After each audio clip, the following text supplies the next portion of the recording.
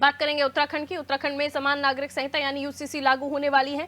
UCC को लेकर जहां बीजेपी राज्य सरकार की पीठ थपथपा रही है, वहीं कांग्रेस और मुस्लिम संगठन इसका विरोध कर रहे हैं।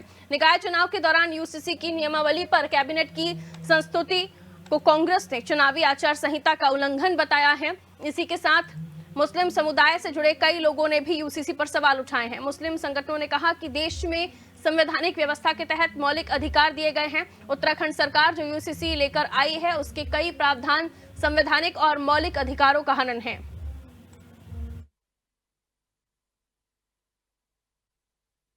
देखिए, हिंदुस्तान की जो सभ्यता है, जो कल्चर है, शायद यहाँ पर लिव इन रिलेशन कोई बहुत अच्छी चीज़ नहीं मानी जाती।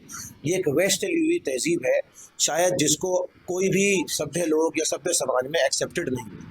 दूसरी बात, इद्दत और हलाला को जो बहुत हल्ला जो है मोदी गवर्नमेंट ने बनाया है, अगर मोदी गवर्नमेंट को और बीजेपी गवर्नमेंट को और संघ के लोगों को मुस्लिम औरतों के लिए इतना ही स्नेह है, इतनी सहानुभूति है, तो बिल्किस बानो के रेपिस्ट को छोड़ना और उसके बाद आसिफा के रेपिस्ट का महिमा मंडन करना और तीसरे ये कुलदीप सेंगर जैसे लोगों को अपनी पार्टी में, चिन्मय नंद जैसे को अपनी पार्टी में रखना, ये कथनी और करनी में कहीं ना कहीं फर्क दर्शाता है।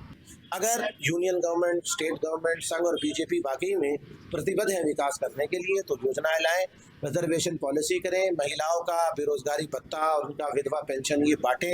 आज निकाय चुनाव चल रहा है, निकाय चुनाव निकाय मुद्दे को छोड़कर यूसीसी और धार्मिक मुद्दों पर लड़ा जा रहा है, जो कि केवल बांटने की साजिश है। ऐसा नहीं, यूसीसी की कोई आवश्यकता नहीं।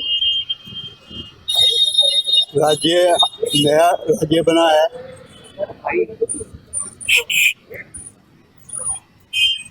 बहुत सारी जिम्मेदारी माननीय मुख्यमंत्री पर इस राज्य को संवारने की थी।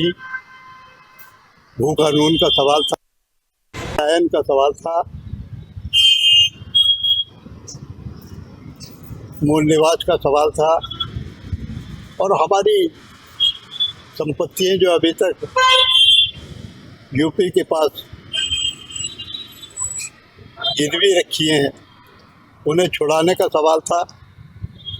यहाँ बच्चों को रोजगार देने का सवाल था, लेकिन इन सवालों पर काम नहीं हुआ।